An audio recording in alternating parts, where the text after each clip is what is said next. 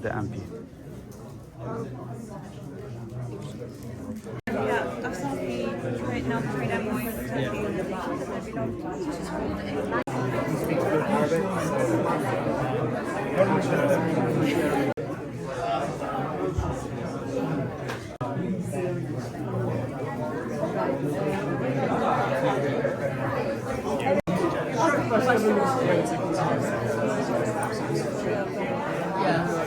We're gonna start for a couple of words about our reception. Good evening to everyone. I am a research student. Delighted to be here among you as a research coordinator of Ceftus. It's wonderful to see many of you, I know most of you, and some new faces joining us tonight. As you know that Ceftus, Center for Turkish Studies, has begun or started its journey in 2011 and over 14 years conducted so many events, held so many events, conferences, seminars in UK. So each year we organize hundreds of high-profile events, seminar events that foster dialogue between two countries. And also one of the highlights of our main mission is organize delegations to Turkey where we facilitate meetings with cross-party officials and influential leaders. I'm particularly proud to say that our host tonight is brilliant. Rupa Haq, our MP, has been part of one of our very successful delegations. Her engagement and support exemplifies collaborative spirit that drives our mission forward.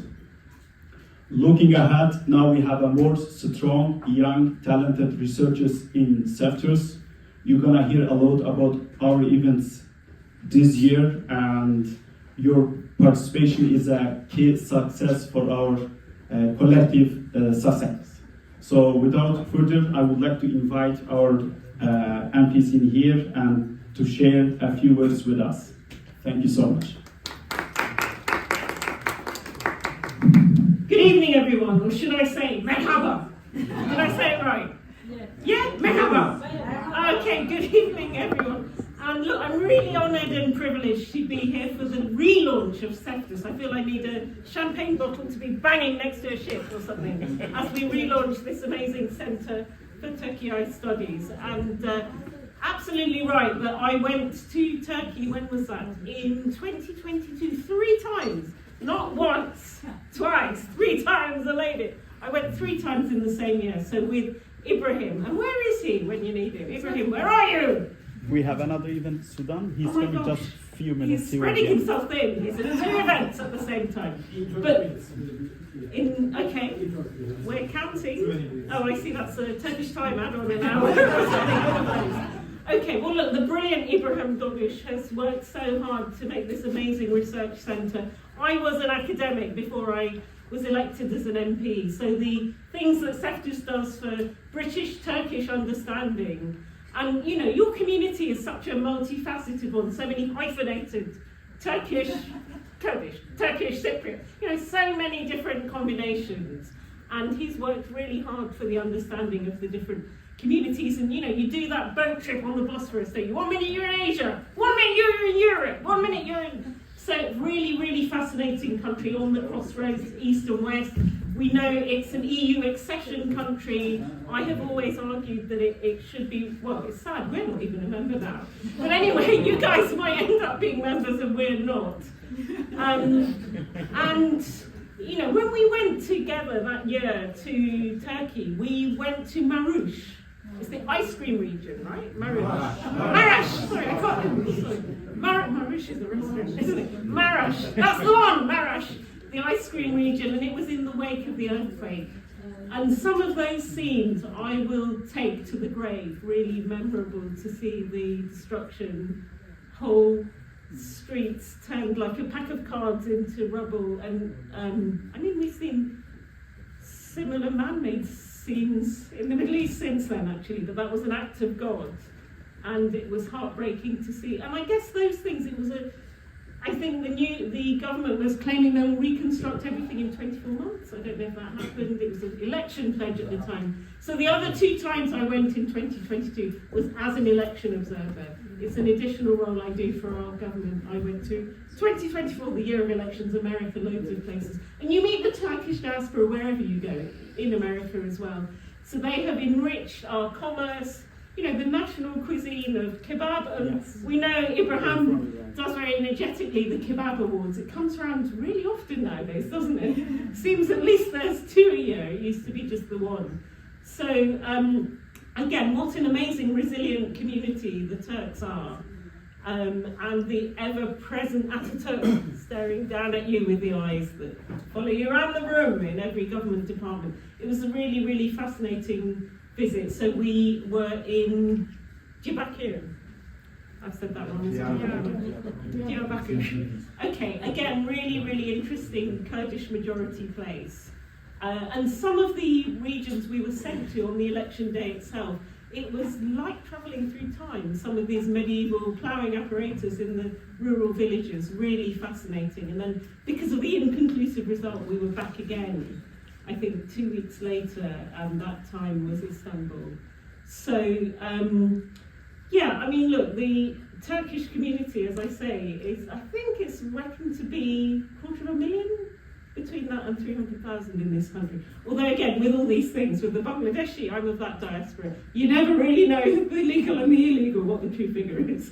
But anyway, 600,000. 600, it's just doubled. Think of a number, double it, treble it. Okay, so, you know, and as I say, really enriched our society. I think Tracy Emin is of Turkish heritage. Actually, Boris Johnson. Come on, we've had a Prime Minister. 5%. 5%. Oh, okay, yeah, the other 95%. Who knows? And the number of children, who knows? But anyway, to follow the family line. But anyway, look, some very eminent people. Anyway, look, I'm just here as the warm-up person. We have some really eminent MPs in the room. We have Barry Gardner, former minister. He's been many, many things before. We also have in the post-Brexit world, we have to think of our trading relationships. We have to think, although for many of us in West London, Brexit was a sad thing, it's an opportunity for Turkey as well to get that free trade agreement. So we have Asıl Khan, who is the newly anointed trade envoy of His Majesty the King, also in the room. So I'm going to hand over to my elders and betters. But as I say, yeah, the Turkish, they're brilliant people and they sure know how to party. And we're going to do that tonight as well. It's not just all boring academic stuff. So who's going to go next? Barry, shall we have the one and only, the man, the legend, Barry Gardner!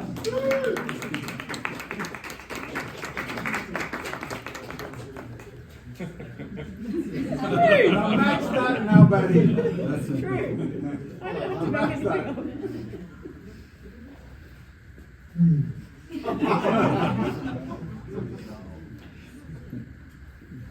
I think Rupa says she started off as an academic and then became an MP. I think I prefer to be an academic MP. Look,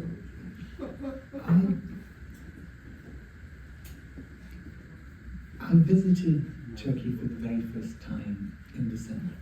It was on my way to Azerbaijan for the COP29, the climate change COP.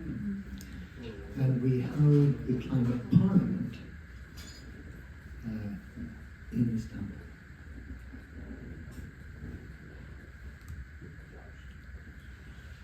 Last week, I did what I possibly could to build bridges between Turkey and the UK by appointing my new policy advisor, who is called Bayku from Turkey.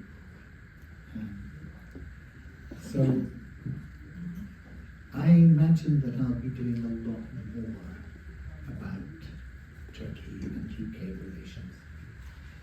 But Afzal's got a job for himself. if you look at the asymmetry of the customs union that Turkey has with the European Union, it's not exactly a great deal for Turkey in many respects, because you have to sign up to everything that they sign up to. So Mexico can export its cars to you, but you can't without tariff export your textiles to Mexico. And isn't it interesting that one political party in Parliament at the moment is talking about having a similar asymmetric customs union relationship with the EU as Turkey has. So the trade relations are complex, and we've seen what Trump is now doing with tariffs and the way in which he's applying a wrecking ball to the World Trade Organization rules. So I think, Asal, you've got your job cut out for you. But wish you the best of luck. I was blown away by Istanbul.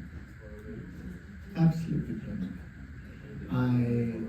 I have visited well over 100 countries around the world, but I've never been to Turkey before.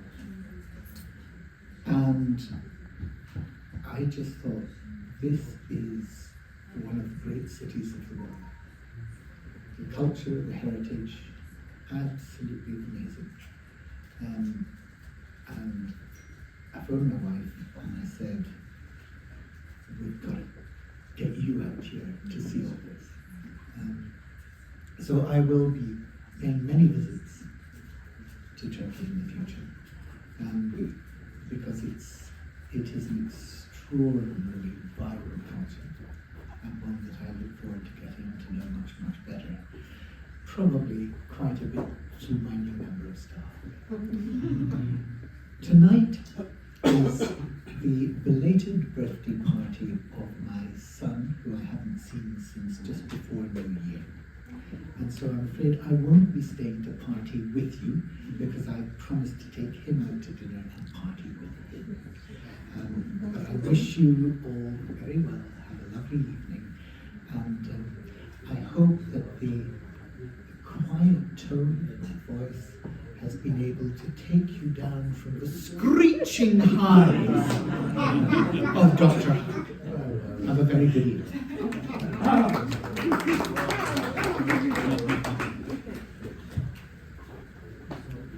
Thank you so much for their words, and now we're gonna invite another speaker, Asal Khan, our MP for Trade Envoy for Turkey.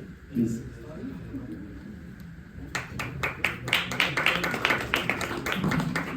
Well, thank you very much. And one of two excellent MPs, Barry and Rupa, to follow, and one very quiet and one high pitch. So I'll settle for the middle pitch.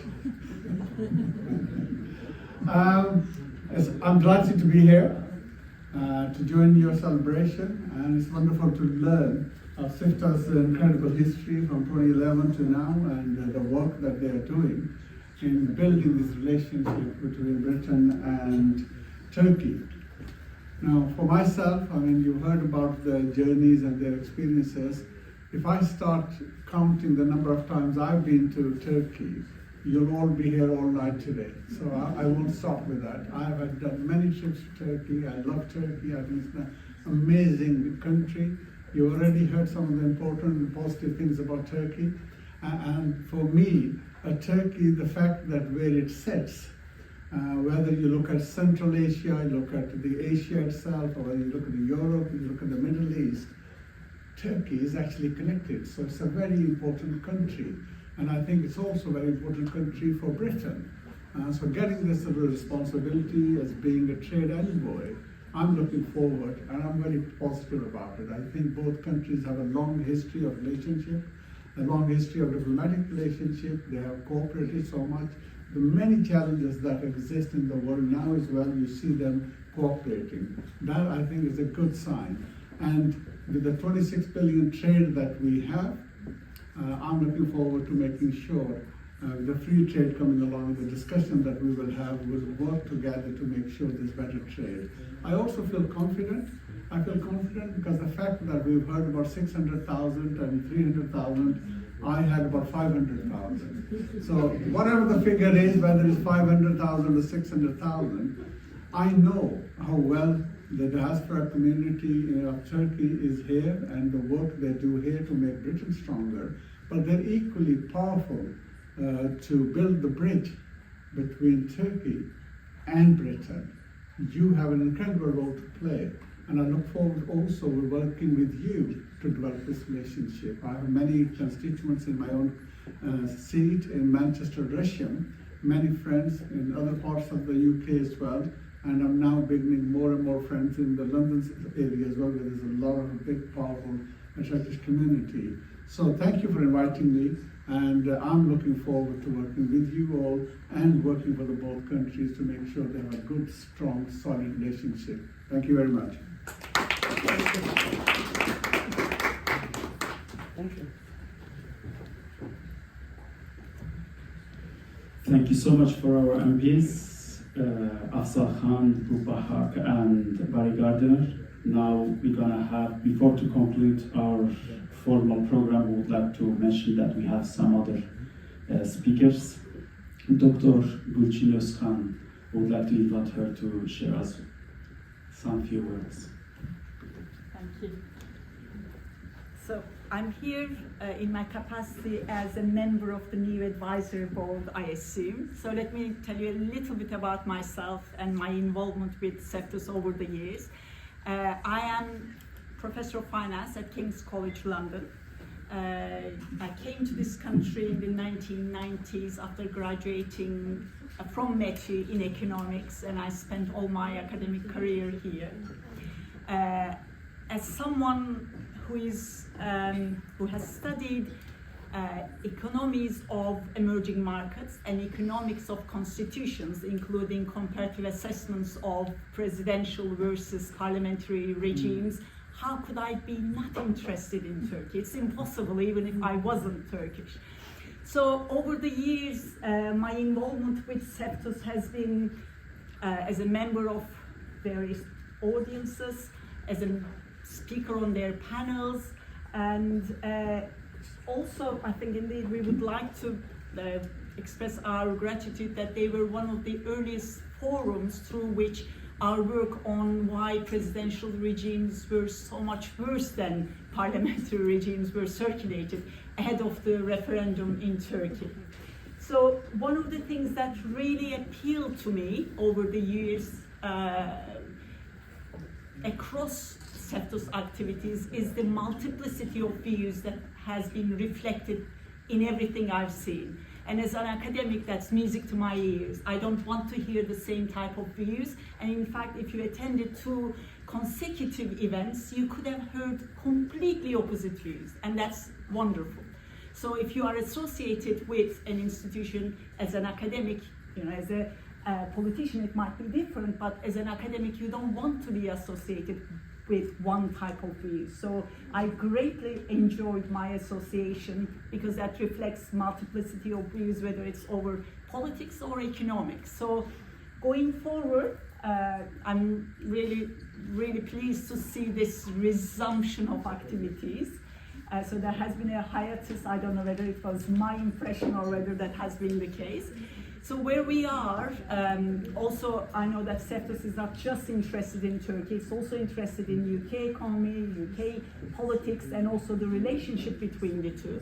I have been in this country for 30-odd years, and I think it's uncontroversial to say that UK economy has never faced greatest challenges. So going forward, we will have to produce assessment of UK economy. What better time to talk about coordination between the 2 countries? So I, for one, am greatly looking forward to future activities and taking part in those. Thank you. Thank you very much. Thank you so much, Dr. Gülçin Özkan, for her words. Now, following her, we have last speaker, Dr. Neşe Ceren Tosun. Hello. Another academic here, but a past one. I now turned into coaching and motivational speaker kind of jobs and corporate trainings.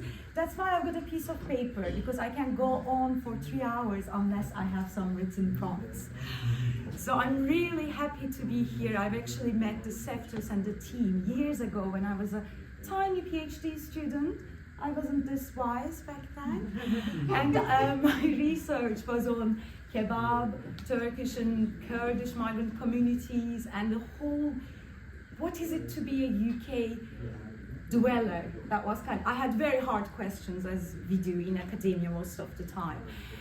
But tonight, it's not as that little girl that I'm in front of you, but as the person who kind of kept an eye on Ceftus activities.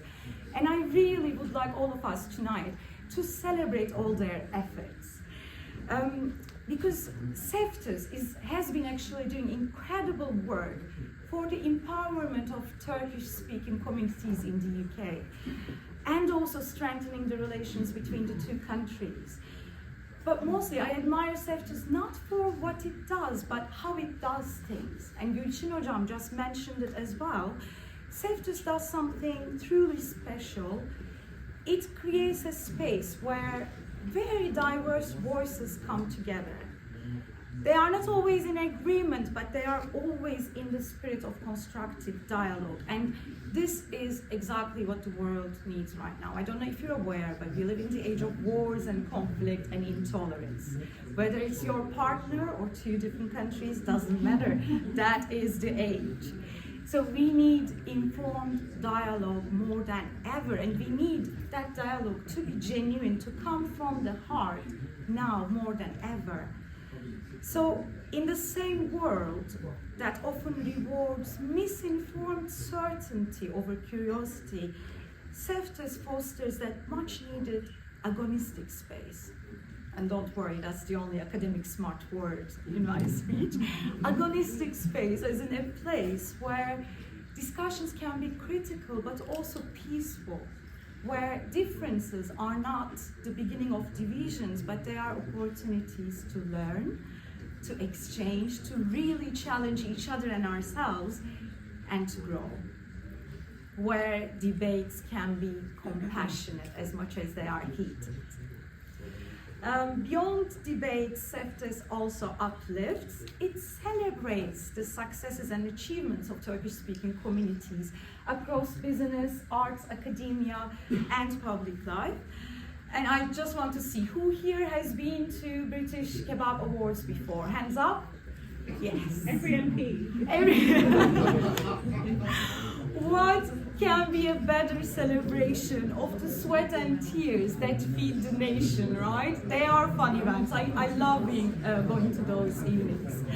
So tonight, let's acknowledge and celebrate everybody in the room, and hopefully starting with yourselves, with ourselves, as you are surrounded by individuals that continue to drive change and innovation by means of dialogue and genuine engagement. And I encourage each of you, stay connected, lend your voice, contribute to Ceftus's efforts, but above all, continue to celebrate the work done by and for Turkish-speaking communities. And I really would like to thank you all as well who are giving the fights or the efforts in these hallways. Every conversation, every initiative, every collaboration, every celebration counts. And I think that's the only way to make any country great again, or from scratch anyway. So let's make sure we are all active participants in greatness of any space in the world. So let's make the 2025 a year of collaboration, better dialogue, and more shared successes. Have a fantastic year, and thank you so much.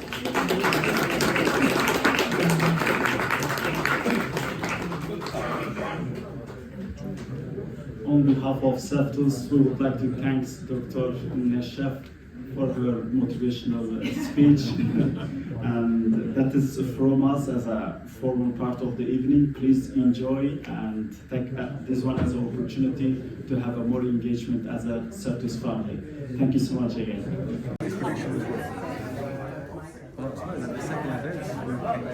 The MP.